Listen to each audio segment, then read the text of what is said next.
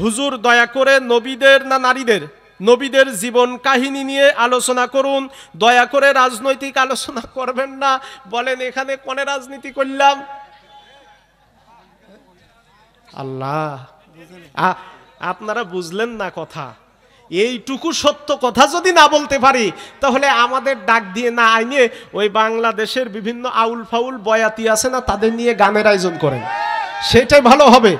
এইটুকু কথা কি বললাম এর ভিতরে? বললাম ভালো লোক যে দলে পাবেন সেই দলেরই সমর্থন করবেন, যে দলের লোকটাকে ভালো মনে হবে তাকেই আপনি সমর্থন করবেন। তাহলে আপনারা যারা এই স্লিপটা দিয়েছেন, আপনি যে চিন্তার সাথে যুক্ত, ওই চিন্তা, ওই দল, ওই মতের ভিতরে চোর ডাকাত ছাড়া কোনো ভালো লোক নেই, এইটাই বোঝা গেল। আরো জোরে বলেন ঠিক কিনা? আমি যেখানে পরিষ্কার বলে দিয়েছি, আমি কোনো দলের দাবেদারিও করব না, নামও বলবো না, উল্লেখও করব না। আমার কোনো ধরনের দল পার্টি করে এখানে প্রতিনিধিত্ব করার কোনো উদ্দেশ্য নাই। তারপর যদি আপনারা এই চিঠি দেন, আপনাকে যিনি লিখেছেন হয়তো তিনি বলেন নাই, তাকে কেউ বলেছেন যে আপনি লিখে দেন। আসলে এত ছোট হৃদয় নিয়ে হয়েন না। আল্লাহ আমাদেরও ভবিষ্যতে পরিস্থিতিটা খুব ভালো আসতেছে বলে মনে হয় না। এই বাংলার জমিনে টুপিওয়ালা, দাড়িওয়ালা, কোরআনওয়ালাদেরকে নিয়ে যারা ব্যবসা করেছে, তারা আমাদেরকে নাচিয়েছে, আমাদেরকে নিয়ে ব্যবহার করেছে। বিগত দিনের মতো ব্যবহার করতে না পেরে ওরা আমাদের বিরুদ্ধে তথ্য সন্ত্রাস করে। ও মুসলমান, বেঁচে যতক্ষণ আছি তথ্য সন্ত্রাসে বিভ্রান্ত না হয়ে আল্লাহর কোরআনের পক্ষে কারা কারা থাকবেন, দুহাত তুলে আল্লাহকে দেখায় দেন। এ ভাই, এ আপনাদের যদি এত ঝামেলা হয় তাহলে বলে দেন, মাহফিল শেষ করে দেই। এই রাস্তায় যদি আপনারা এত স্লোগান দেন, এত চিল্লা, আজকে শুরু থেকেই আপনারা আটকাই দিয়েছেন টোটাল মাহফিলটাকে। একটা গতি তৈরি করে আনতেছি, তখন দিলেন এই ঘোড়ার ডিমের সিরকুট। আমি চাই না আপনারা নিজেদের ভিতরে ঝগড়াঝাটি আর মুখ কালাকালির ভিতরে থাকেন, কিন্তু আপনারা পরিবেশ তৈরি করতে ব্যর্থ হচ্ছেন কেন? কি সমস্যা আপনাদের? যারা বাম পাশে ওখানে চেঁচায় তাদের ডেকে আনেন, তারা আলোচনা করুক, আমরা শুনবো কি বলতে চায় তারা। আমি 5 মিনিট পর পর আওয়াজ দিচ্ছি, তারপরে ওখানে আপনাদের এত আলোচনা কিসের? এটা কোরআনের মঞ্চ। আপনার কারণে কোরআনের মঞ্চের যদি কোনো অসুবিধা হয়, সমস্যা তৈরি হয়, আল্লাহর নবী বলেছেন যাদের কারণে কোরআনের গতি নষ্ট হয়ে যায় তাদের জন্মের ঠিক নয়।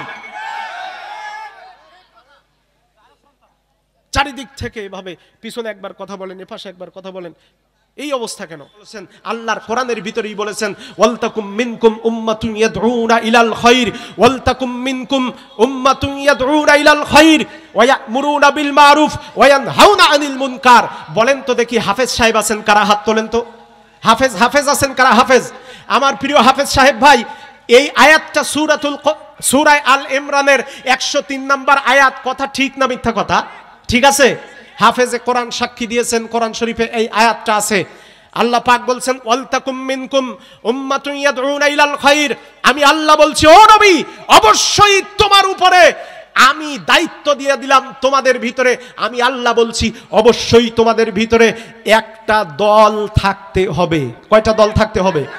আরো জোরে বলেন, কয়টা দল থাকতে হবে?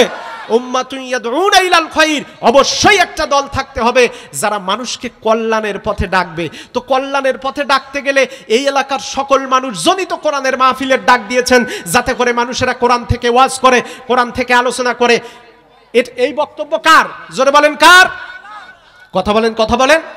আল্লাহর বক্তব্য, অবশ্যই তোমাদের ভিতরে একটা দল থাকবে যারা সম্মিলিতভাবে মানুষকে কল্যাণের দিকে ডাকবে। তো এই কথাটা তো আল্লাহ নিজে বলেছেন। তো আমরা কল্যাণের পথে ডাকার জন্য এই তাহাজ্জুদ গুজারি মানুষটাকে যদি, অথবা আপনাদের মতো নামাজি মানুষদের যদি পরামর্শ দেই যে কোনো লোক এই সমাজের ভিতরে হতে পারে, বাংলাদেশে 30টার উপরে দল আছে নিবন্ধিত, যে কোনো দলের প্রার্থী সে যদি ভালো লোক হয়, আপনি তাকে সমর্থন দেন। এটা তো পবিত্র কোরআনের সূরা তাওবায় আল্লাহ পাকও বলে দিয়েছেন আমাদেরকে। এই কথাটা বললেও আপনি রাজনীতি মনে করবেন? জোরে বলেন, আরো জোরে বলেন। তাহলে এই কাজটা আমি কিন্তু ওই ধরনের আলোচনা করার চিন্তা চেতনা করিও নাই।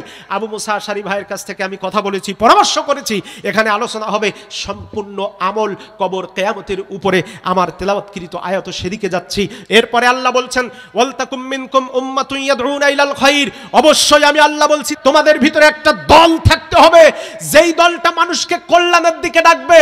এখন কল্যাণের দিকে যারা ডাকে তাদের কিছু চিহ্ন তো থাকা দরকার। জোরে বলেন। যাদের ভিতরে চুরি ডাকাতি আছে, পর্দার বালাই নাই, যাদের ভিতরে জেনা আছে, ব্যভিচার আছে, আপনি আমি নামাজি লোক হইয়া সেই ধরনের দলের সাথে চলতে পারবো? আরো জোরে বলেন পারবো? তো আল্লাহ পাক বলছেন সেই দলের চিন্তা চেতনা হলো ওয়ায়ামুরুনা বিল মারুফ। ওই দল, ওই চিন্তা চেতনার লোকগুলোর প্রথম নিদর্শন হবে, বৈশিষ্ট্য হবে, তারা সৎ কাজের আদেশ দিবে। কি কাজের? আরো জোরে বলেন কি কাজের? সৎ কাজের আদেশ দেবে। শুধু রাস্তাঘাটে মারামারি করবে, গ্রুপিং করবে, লাঠিঘাট নিয়ে কিছু হইলেই লোকজন সাথে করে নিয়ে রাস্তা ব্লক করবে, মারামারি পিটাপিটি করে চাঁদাবাজি করবে, টেম্পো স্ট্যান্ড দখল করবে, এই লক্ষণ দেখে তো আপনি দল করতে পারবেন না। কোরআনের সাথে মিলাইয়া আপনাকে কাজ করতে হবে। ওয়ায়ানহাউনা আনিল মুনকার, আর যারা অসৎ কাজ দেখলেই বাধা দেয় আপনি তাদের সাথে থাকবেন, এই দুইটা কাজের উপরে। প্রিয় হাজিরিন, এবার আল্লাহ পাক বলছেন কুল্লু নাফসিন বিমা কাসাবাত রহিনা। ওগো নবীজি, আপনি চিন্তা করবেন না, আপনি চিন্তিত হবেন না। যেই মানুষগুলা সমাজে ঘাটতারামি করে, আপনার কাছে আমি যে কোরআন নাজিল করেছি এই কোরআনের বক্তব্য মেনে না নেয়, আমি আল্লাহ পাক তাদের ব্যাপারে হুঁশিয়ারি বাণী উচ্চারণ করলাম। কুল্লু নাফসিন বিমা কাসাবাত রহিনা। ও নবীজি, আপনি চিন্তা করবেন না, এই লোকগুলাকে আমি দুনিয়াতে, রহিনা শব্দের অর্থ হলো বন্ধক রাখা। আপনি আপনার একটা মূল্যবান দামি জিনিসপত্র এই মুরব্বির কাছে বন্ধক রাখলেন, এখন ঠেকা কি মুরব্বি না আপনি? জোরে বলেন। যিনি বন্ধক রেখেছেন ঠেকা তিনি নাকি মুরব্বি? যিনি বন্ধক রেখেছেন। এখন আল্লাহ পাক রহিনাতুন দিয়ে বোঝাতে চাচ্ছেন দুনিয়াতে আল্লাহ পাক আমাদেরকে ঠেকানোর জন্য পাঠাইছেন। আমরা ঠেকা আছি, আমল করে তারপরে জান্নাতে যাওয়ার উপযুক্ত আমল করতে হবে।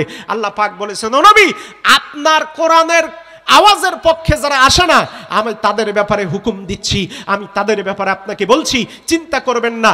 প্রত্যেক মানুষ দুনিয়াতে যেমন আমল করবে ওরা আখেরাতে তেমন ফলাফল পাবে। ইল্লা আসহাবাল ইয়ামিন, তবে যারা ডাইনপন্থী হবে। কি পন্থী?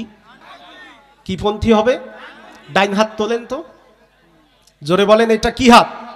সবাই বলেন কি হাত? ডান হাত। এই ডাইন হাত আর বাম হাত মর্যাদা কি দুইটার এক? আল্লাহ বলছেন আসহাবুল ইয়ামিন, আসহাবুশ শিমাল। আসহাবুল ইয়ামিন যারা ডাইনপন্থী হবে তারা কিয়ামতের দিন ধরা খাবে না। কে বলছেন এ কথা? ইল্লা আসহাবাল ইয়ামিন, ডাইনপন্থী যারা হবে। ডাইনপন্থী হলো তারা কোরআনকে বুকে ধারণ করেছে, যারা শত বাধা বিপদ মুসিবত, শত মানুষের চোখ রাঙানি উপেক্ষা করে আল্লাহর কোরআনের পথে বিগত দিনে টিকে ছিল, যারা ভবিষ্যতে টিকে থাকার জন্য ময়দানে কাফনের কাপড় বেঁধে রাস্তায় দাঁড়াতে চায় যারা, ওরাই হলো ডানপন্থী মর্দে মুজাহিদ। জোরে বলেন ঠিক কিনা? এইবার আসেন এই ডানপন্থী বামপন্থীর ব্যাপারে মাঝখানে আলোচনা হবে। আমার সম্মানিত ভাইয়েরা, ইল্লা আসহাবাল ইয়ামিন, ডানপন্থী হবে যারা, জান্নাতে যাবে তারা। ফি জান্নাতিন ইয়াতাসাআলুন, জান্নাতের ভিতরে জান্নাতি ব্যক্তিগুলা একজন আরেকজনকে প্রশ্ন করবে। এক ভাই আরেক ভাইয়ের কাছে প্রশ্ন করবে, ভাইরে এই নীলফামারী সদর উপজেলার এই চড়াইতলা ইউনিয়ন, চড়াইখোলা ইউনিয়নের অনেক লোককে তো চিনতাম, তারা আজকে জান্নাতের মধ্যে না, তারা জাহান্নামে না কোন জায়গায় এটা বুঝতে পারতেছি না। হঠাৎ করে আল্লামা বাগাবী রাহমাতুল্লাহ আলাইহি তাফসীর মানিমুত তানজিলের ভিতরে তাফসীর করতে গিয়ে লিখেছেন, জাহান্নামী ব্যক্তিরা সহ্য না করতে পেরে, মায়ের সহ্য না করতে পেরে, আযাব সহ্য না করতে পেরে, জাহান্নামী ব্যক্তিরা ওখান থেকে ডাক দিবে, ইয়া আহলুল জান্নাহ, হে জান্নাতের অধিবাসীরা আমাদের দিকে তাকাও, আমাদের দিকে লক্ষ্য করো। আমরা দুনিয়াতে চড়াইখোলা ইউনিয়নে একই সাথে তোমাদের সাথে বাজারে বসে চা খেয়েছি, একই মসজিদে, একই এলাকায় সমাজ করেছি, একই এলাকায় গান বাজনা বিয়ে শাদীর অনুষ্ঠানে গিয়েছিলাম, কিন্তু আজকে আমরা জাহান্নামের ভিতরে কঠিন শাস্তির সম্মুখীন হচ্ছে। আমাদের পানির বদলে জাক্কুম দেওয়া হয়, পুষগুলি দেওয়া হয়, আমাদের খাবার খেতে দেওয়া হয় না, গরম অতি গরম অতি ঠান্ডায় আমাদেরকে আযাব দেওয়া হয়। এই কথা বলে যখন চিল্লাবে জান্নাতি ব্যক্তিরা, তখন বলবে, আল্লাহ ওই জাহান্নামে যে মালগুলো গেছে তাদের চেহারা একটু দেখতে চাই। জাহান্নামী এবং জান্নাতীদের মাঝখানে আল্লাহর হুকুমে পর্দা উঠে যাবে। জান্নাতীরা জাহান্নামীদের দিকে তাকায় বলবে, ও জাহান্নামীরা, তোমরা তো নীলফামারীর পরিচিত বড় বড় ক্ষমতাধর ব্যক্তি ছিলে, তোমরা পরিচিত মানুষ ছিলে, তোমাদের টাকার অভাব ছিল না, তোমাদের ব্যবসার অভাব ছিল না, ক্ষমতার দাপট তোমাদের বেশি ছিল। আমরা তোমাদের দাপটে ঠিকমতো কোরআনের মাহফিলগুলোতে কথা পর্যন্ত বলতে গেলে তোমরা বাধা দিয়েছো। ওরা যখন জিজ্ঞেস করবে এত ক্ষমতা থাকার পরেও আজকে তোমরা কেন জাহান্নামের ভিতরে, মা সালাকাকুম ফি সাকার, এই সাকার নামক জাহান্নামের মধ্যে কেন আসছো, কি উদ্দেশ্যে? ওরা তখন বলবে কালু, ওরা সবাই মিলে তখন বলবে জান্নাতীরা আমরা 4টা কাজ দুনিয়াতে করেছিলাম, 4টা কাজ পাপ করার কারণে আমরা জাহান্নামে আসছি। জোরে বলেন কয়টা? আরো জোরে বলেন কয়টা? জোরে হলো না, সবাই মিলে তালে তালে। হাতির ছেলেও 4টা। আচ্ছা, এই 4টা কারণের 1 নাম্বার কারণ হলো তারা ডাক দিয়ে বলবে ক্বালু লাম নাকু মিনাল মুসাল্লিন,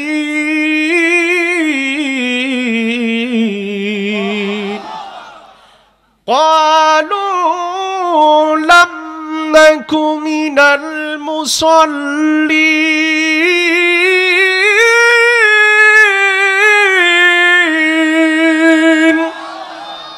ওরা 1 নম্বরে বলবে দুনিয়াতে আমরা নামাজ পড়ি নাই। কি পড়ি নাই? আরো জোরে বলেন, কি পড়ি নাই? নামাজ পড়ি নাই। তাহলে এই দুনিয়াতে আপনি নিজে নামাজ পড়েন, সারা রাত তাহাজ্জুদটা পড়িয়া সকালবেলা গিয়া চোরেরে ভোটটা দিয়ে আসলেন, বলেন তো দেখি আপনার তাহাজ্জুদের 4 পয়সা মূল্য আছে? আরো জোরে বলেন আছে? আপনি নামাজি ব্যক্তি, আপনার চিন্তাধারা হবে আমার চলাফেরা উঠা বসা সম্পর্ক সকল ক্ষেত্রে নামাজি ছাড়া কোনো বেনামাজিকে, আমি যেমন নিজে নামাজি হলে বেনামাজি ঘরের মেয়েকে ছেলের বউ বানাতে চাই না, অথবা বেনামাজি ছেলের হাতে নিজের মেয়ে তুলে দিতে চাই না, শুধুমাত্র দুনিয়ার হিসাব করে, তাহলে আখিরাতের হিসাব করে আপনি নামাজি মানুষ একজন বেনামাজিকে কোনোদিনও ভোট দিতে পারেন? আর জোরে বলেন পারেন? আমার ভাইরা, বাংলার জমিনে সাধারণ মানুষগুলো ধোঁকা খায় শুধু এই জায়গায়, এত নিরামিষ মার্কা ইসলাম কিন্তু ভালো না, ইসলাম কোনো কম্প্রোমাইজ চলে না। আল্লাহ পাকের কাছে যখন আবু জাহেল এসে বলল, ও মোহাম্মদ বিন আব্দুল্লাহ, তুমি তোমার কোরআনের দাওয়াতি কাজ করো, অসুবিধা নাই, আমরা তোমাকে কিছুই বলবো না, ফলোর দেব, সুযোগ করে দেব, কিন্তু শর্ত হলো মাঝে মধ্যে তুমি আমাদের সাথে একটু তালমিল করে চলো।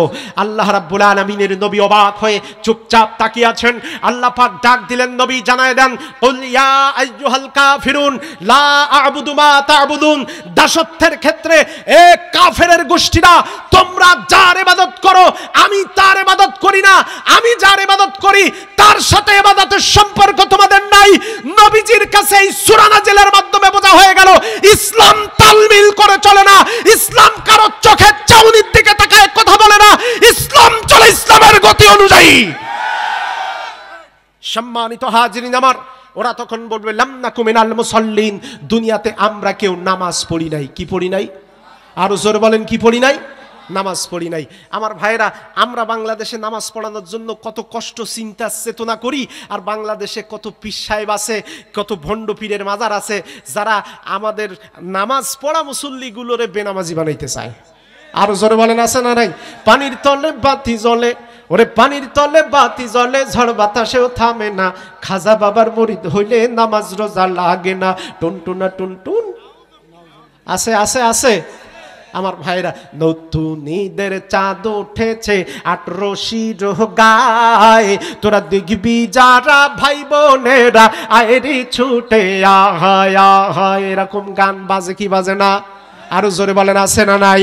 আমার বিশ্ব ওলি ফরিদপুরি, ওরে তোমার দুটি চরণ ধরি গো, দেখাইও দয়াল নবীর, দেখাইও দয়াল নবীর কঠিন আয়া সরে, বাবার লাইগা কান্দে আবার আছে। আবার ডানে আর বামে তাকাইয়া কিছু লোক জিকির করে আছে আছে আছে।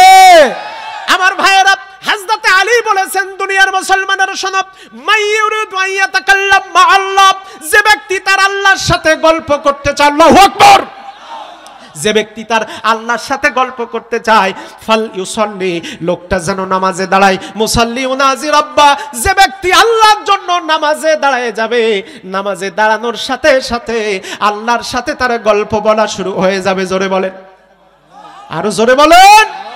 সম্মানিত হাজিরিন আমার, সেই নামাজ, আচ্ছা এখানে যারা আছি আপনারা সবাই 5 ওয়াক্ত নামাজ পড়েন তো?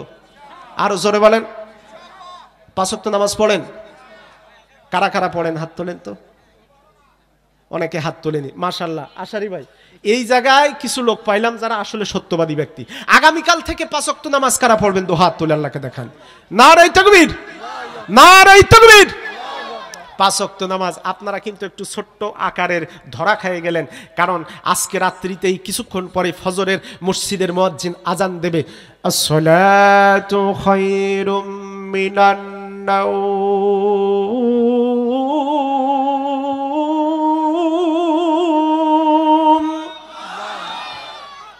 আসসালাতু খায়রুম মিনান নাওম।